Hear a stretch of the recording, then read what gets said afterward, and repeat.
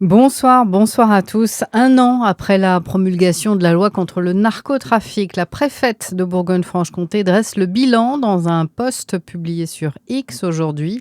À Dijon, ce sont, dit-elle, 2 fermetures de commerce qui ont été prononcées et 4 procédures d'expulsion locative demandées par la préfète Violaine Desmarais.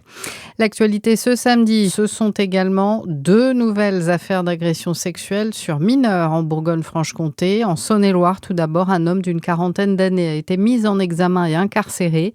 Il est soupçonné d'avoir commis des viols sur sa filleule, notamment lors de séjours en vacances. Et puis dans le Jura, un homme a lui été placé en détention provisoire pour avoir fait des propositions sexuelles à des mineurs et avoir détenu des images pédopornographiques. Des témoins l'auraient notamment vu photographier des mineurs en juin dans un parc près de Champagnole. Le dossier judiciaire de Patrick Bruel continue de s'alourdir. 2 nouvelles plaintes pour viol et tentative de viol ont été déposées auprès du parquet de Nanterre. Les faits remonteraient à 2007 et 2012. 2 jours après sa mise en examen et son placement sous contrôle judiciaire, le chanteur est déjà visé par 13 plaintes en France et en Belgique.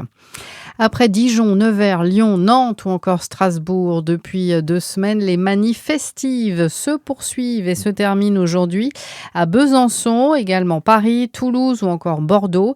Le mouvement Free Party se mobilise avec ses manifestifs contre le projet de loi Riposte qui veut interdire les rassemblements de fêtes libres. Les commerçants de Chalon-sur-Saône font leur grand déballage dans les rues du centre-ville. L'idée d'installer portants et stands de marchandises sur les trottoirs. Et il y a du monde depuis hier dans les rues de Chalon avec des rabais de 10 à 50% et l'opération se termine tout à l'heure à 19 h. Excellent début de soirée à l'écoute de Fréquence Plus.